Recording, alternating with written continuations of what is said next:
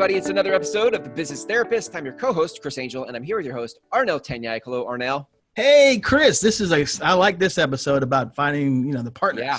Yes, referral partners. Well, this is part 2 of a 2-part series on building better business relationships. And I think, again, like we said last episode, referral partners can sometimes be one of the best strategies to have in your tool kit, right? Or your toolbox. That's right. But if you don't know how to do it, you'll spend a lot of time and money without much return. So this episode, we're talking about how do we actually find referral partners with what you call high degree matching versus low degree matching. So tell me about that. What is high degree matching, low degree matching, and what should we use? Yeah, it's interesting. This comes from the reciprocity style most people have. Mm-hmm. And there's Adam Grant wrote a book called Give and Take. He said there's takers, matchers, and givers. Right. A lot of business people are matchers, and I call high degree matching because high degree matching basically means this, is that you got to give them so much, and when they give back to you, it's very little. Okay. And people are like, and we know what they do. Us givers, we keep giving. Okay, and they throw us a bone. Yeah. And then you go, well, it's not enough, and then we keep giving more, and they throw us another bone, and we're like, oh my, and then we go, they're a taker. I said, well, hold on now. I said, they're probably not a taker, is that you don't realize they're a high degree matcher. So what do I do? I say to them, it's a tick for a tack. What does that mean, Arnell? I give you this, you give me that.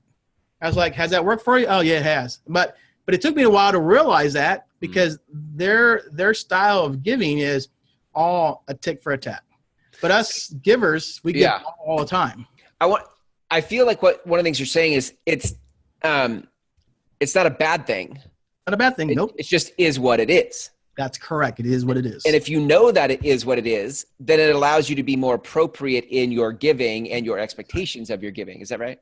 That's right. And then I call these low matchers.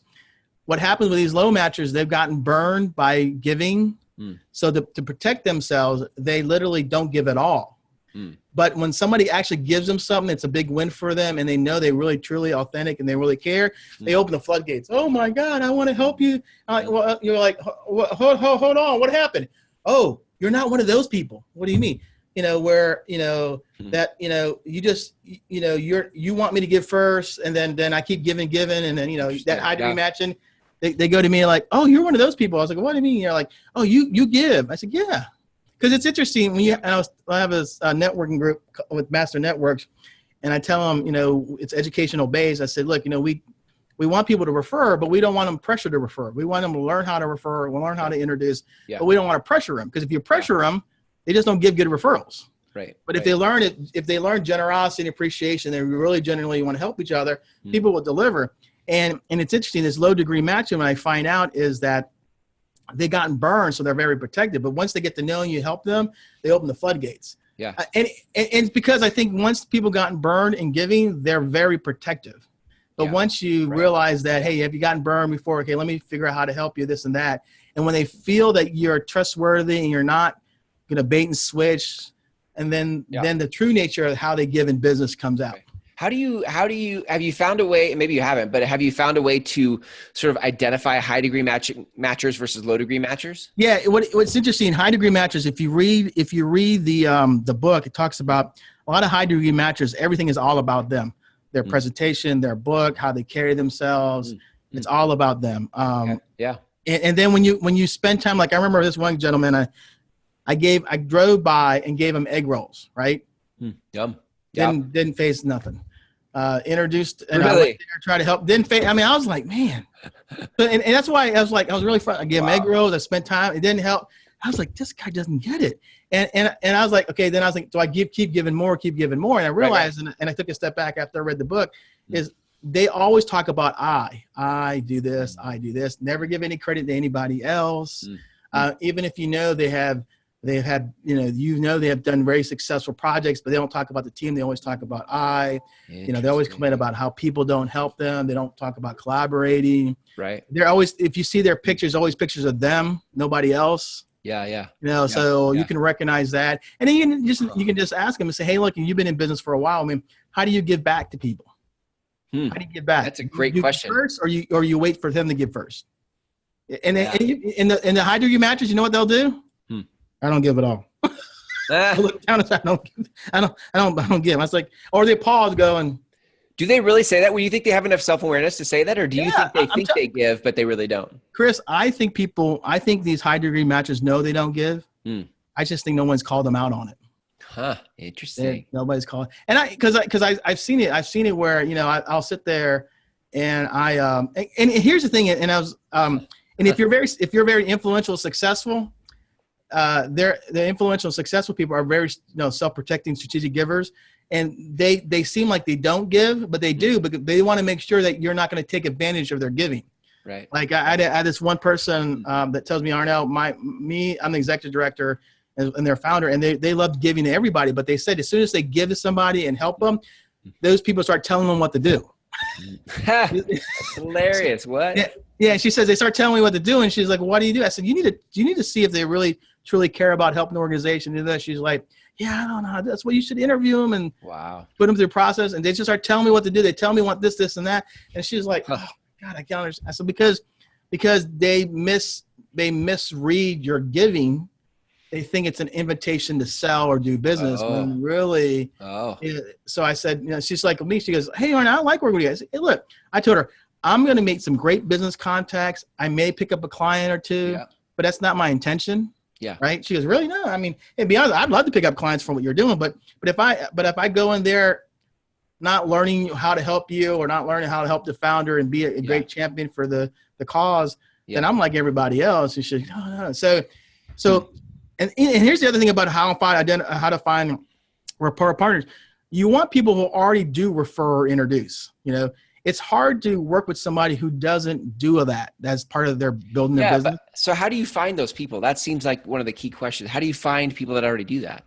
Well, what you do is what you can do is if you're working with existing clients, ask them, who are their vendors, because who are their vendors? Sure. And then ask them were they, and here's the other thing, did they cold call you or prospect you, or were they referred or introduced to you?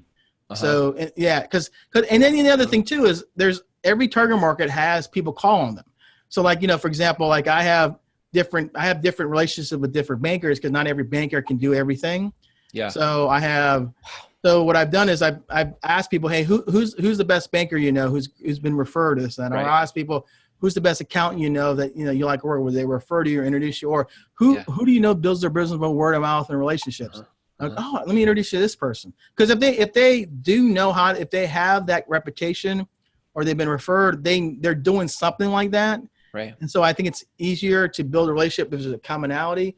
But if they don't do that, it's really hard because they like the idea, but they don't want to put the work into it. You know what I mean? Yeah. I'm having this like aha moment as we're having this conversation about just as people come into my business, because I'm a B2B guy. My clients are businesses. So as I'm talking to other businesses, asking them these questions, like, are you a good referrer? Would you say you're a good referrer? Yeah. Or are you a giver or are you a taker? And then listening because I'll work with either. I mean, givers and takers both may have important work to put out in the world. Yeah. But if I could put a tag on their contact record in my CRM or something where I'm starting to just be aware, I just would say I haven't been aware. And I think I'm a very common example. I just haven't been aware of who in my database is a giver and who's a taker. Yeah. It's not been on my radar. Yeah. And what you want to do is very few people are takers. I think a lot of them are high degree matchers. So if you work with somebody who's a high degree matcher, and it's a tick for tat. And so in the world, what do they mean, Arnell? You give them one, you ask for one. They're like, really? I said, yeah, because that's how they operate. Give them one, ask for one. Now, if you work with givers, you give them one, they give you 10. And then you go, okay, let me give you 9. They give you 5. That's so good. Oh my God, Arnell. Like, I just feel like this business therapy session is brought to you by Arnell and Tanyag and Associates. I love it. I mean, it's just like it's so awesome. All of you listen to this, like your mind should be like now going out into the world looking for like givers and low degree matchers who, let me ask you that because I feel like I might be a low degree matcher. Yeah. I feel like I'm the guy, like as you described that, I feel like I'm the one who I've given before. Yep. And I feel like it wasn't reciprocated and people took it for granted. And so now I'm like, well, I'm going to take my toys and go. I don't want to play this game. That's right. But if the minute somebody shows generosity, I like open up. I'm like, oh my That's God, correct. you're a safe place for me. Like, thank you. Like, I want to help you as much as I can. Well, yeah, here's the reason. Like, I go to Atlanta for Michael Mayer for the Certified Referral Trainer Program. Yeah. Because this whole thing is generosity, love, and appreciation. Right. So when I go to Atlanta twice a year, I go in a room where everybody is generous, Yeah. shows love, and they appreciate. And I tell my wife the reason I go there is because I can't find a lot of people who not only excel at business but actually live out that. Wow. So what happens is when I'm there, I mean, I'll sit down and help everybody and anybody, because that generosity, when you find, if you're a giver and you find people who believe in generosity, and they have a process that's genuinely, they really want to help you. Yeah. A lot of times those people will help you before you try to help them. But what I think the challenge is if we don't look at that matching and how to assess it and where we're at. Yeah. Now, like you said, you're low. I went from giving always to be that low degree matcher because I was getting burned. And I was like, okay, but that wasn't me. So what I ended up doing, I came up with those qualifying questions in the first episode.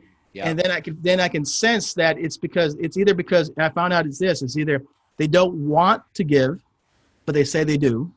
They're like they only give begrudgingly because they're a high degree matcher, or they've gotten burned or don't know how to give, and so that it will reciprocate it. Because I think a lot of people want to give, but they just don't want to get burned in giving, and they want to feel that they're important. And so the difference for you in that is what? The qualifying questions from the qualifying questions and telling stories about how to ask them. Because what I realized at the end of the day is a lot of people want to give. I think they've gotten burned and they can't trust anybody. And so at the end of the day, I figured out when I look at if they're high degree or low degree matching, it allows me to figure out if they're a low degree matching. I just gotta take care of the relationship, help them as much as they can. Yeah. And then what happens? They just pour out, and then what happens is then I have to ask them questions. So it sounds like you gotten burned and giving. Oh yeah. What will we have to do to get through that? Well, can you help me here? And eventually, once they trust you, the door opens. I love also that just talking about the elephant in the room, talking about the issue. Like, it sounds like you got burned giving, and they're like, yes. Oh, yeah. And all of a sudden, like, you have empathy, and you get them, and they know that you get them, and so. Like, that just kind of like the guard comes down, the gate, right? The walls come down. That's right. Wow, this is super powerful. Let me see. There was another question. When you talked about Michael Mayer's CRT event, yes, his Certified Referral Trainer event, and it's a room full of givers, right, or generous people. Yeah. It made me think of the message you put out into the world often will attract. That's right. The reason you go there is because you know that event is about generosity. So Michael's message is generosity, and you're like, oh, well, this is going to be the chances of this event being more generous, filled with generous people, is more likely because the message in that event is generosity. That's correct. So if you want to more easily find generous people, start creating content or or creating events or going to events where the message is generosity. You're right, and that's why I went. I went this year twice because, I mean, I'm the only non-realtor in the room. And Michael jokes, "Hey, we have a realtor, everybody." And then we have Arnell. I was like, "Okay." No, because we have an Arnell. So, and I'm in the room because they're high-producing, successful business people in real estate, but they're strong givers, right? And they're learning how to like me and everybody else how to be a very strong, appreciative receiver. Yeah. And they're high, they're not matchers, they're givers, but I also think they're also givers where they're self-protecting. They know when they have to give, but they also know when they don't. They're very protective. Yeah. But you're right. I always want to be in a room like that because, they always say givers, self-protecting givers are successful in building big companies, successful and helping people grow. Yeah. It's just really hard to find an atmosphere of those because you're always talking to matchers. And so if you don't know how to determine if they're the low degree matcher because they gotten burned or they're a high degree matcher because that's who they are all the time, there's nothing you can do to change that, unless they have a heart change or their whole belief changes, it becomes really hard. So I just make sure that when I'm identifying a referral partners, I'm looking for that. Because the interesting thing is, it's amazing. This last year, I found givers and I found people who were low degree matchers. Now they're giving more. I find people who are high givers and we're working together. Because the hardest thing is once you if you want to build a referral-based business by developing a sphere of influence, a center of influence, you really have to figure out what their level of giving is, and are they matching high or low, or how to work with that. And once you do, it's fun because it's exciting, because now it says, all right, let's figure out how to help each other on a month-to-month basis, a quarterly basis, Yeah. So it sort of in wrapping, if you had to sort of summarize the way in which we can find better referral partners, right? How do we summarize this for me? How do we find better referral partners? The way to better find referral partners is go to your existing clients and ask them, who out of your vendors will refer to you, right? Who do you know are very good at word of mouth and relationship building, referrals as part of their business? And then the other ones, who do you know are very influential and strong givers in business? Because, if you find people already doing referrals, already strong in giving in their business, and they do word of mouth, that's the first place you go, because those people really exhibit giving. And the interesting thing is, when we look for referral partners, we think they talk to the same target market, they're really good at sales, but are they really good at giving? Do they get excited? I mean, because if you're a true giver, you get excited about giving first than receiving first. Yeah, you always want to outgive, the receiver. And there are people out there who love to give. The challenge is we just don't ask and we don't look for those. And so I'm always looking for the person who gives, because they're the ones that will always give more. And it doesn't feel like a contest. It feels like you're in a nice synergistic relationship. And here's the thing about givers, Chris. True givers don't measure tick for attack. They just measure that you're working on helping each other, and the effort is more powerful. Doesn't mean you don't want the results. The effort is there. You know what I mean? Here's what I love about we're 8 episodes now into your show, and what I keep learning this about you, and what I love is you will bring up conversations that I think a lot of times people will talk about, like things like, well, if you want to find better referral partners, be a good referrer. But what you do is you go down into the tactical. You go into the very like we all heard it. So when I listen to you actually teach it, you actually start giving me really tangible places to go work on how to. You don't just say, oh, well, if you want to be a good referrer, or you want to find good referral partners, be a good referrer. Well, no, like all of us, low degree matching people, like we've done that. We've tried to be good referrers.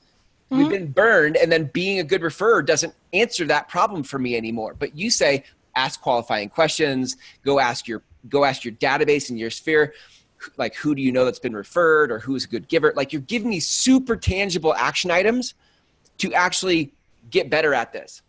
Yeah, and here's the thing, and you get me aha moment. Here's the thing is, to find good referral partners, here's the secret. You got to lead them through the process. So you just giving referrals doesn't mean you're going to find good referral partners. Because it's like dancing. Somebody's got to lead and somebody's got to follow. The problem is, like on this networking group, I tell them, if you don't understand the process, how do you lead people become referral partners?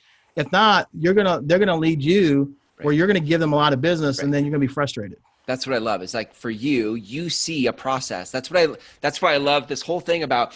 It's not just business therapy. It's not just sit on a couch and talk to Arnell. Arnell will be a great sounding board for you. But once he's a sounding board and here's what's happening for you, he always has a process. That's what I'm learning about you. You always have a process. I love that. Because at the end of the day, I realize is if without a process, you can't measure objective outcomes. You can't measure objective results. It becomes a feel good. And, even if it feels good, doesn't mean you're making money or moving ahead. And and it's interesting. I mean, I tell people, if you know how to, lead the relationship, then most people will trust you. You just have to be able to ask the right questions, have the process to follow, and then they'll learn while you're doing. But if no one knows how to lead the do, then you just look at each other and go, okay, why is it not working?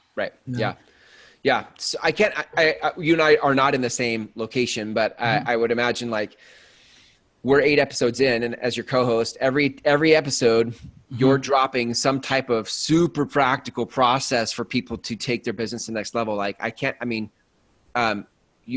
what a business that you have. And I appreciate that you actually helped me communicate this, because I was telling somebody, it's very hard in my business to communicate what I do, because I am a sounding board, but I help them develop the process, and that's a unique type of service. Yeah. But this way we do it makes it easier. Well, I think the other thing that's great about this show is that as people tune in, yes, right, to every episode, what happens is they, just like me, start to see like every time you're delivering like real advice, real process. It's not just the stuff that we see on Instagram in quotes or the things that make us feel good, but you're like, this is what's so cool about you. Once you hear what's going on, you have an actual process that you can suggest. And I love that. I think that's where real change happens for people in their businesses, with process, not with inspiration. Inspiration gets you into the game, but process is what creates change. And that's what I feel like you're really good at. So I appreciate it. Thank you. Yeah. If people want to reach out to you for that gift that you have around process, how do people reach you? Yeah, they can just go to my website, www.tanyag.net, or just reach out to me in my office, 757-752-8169.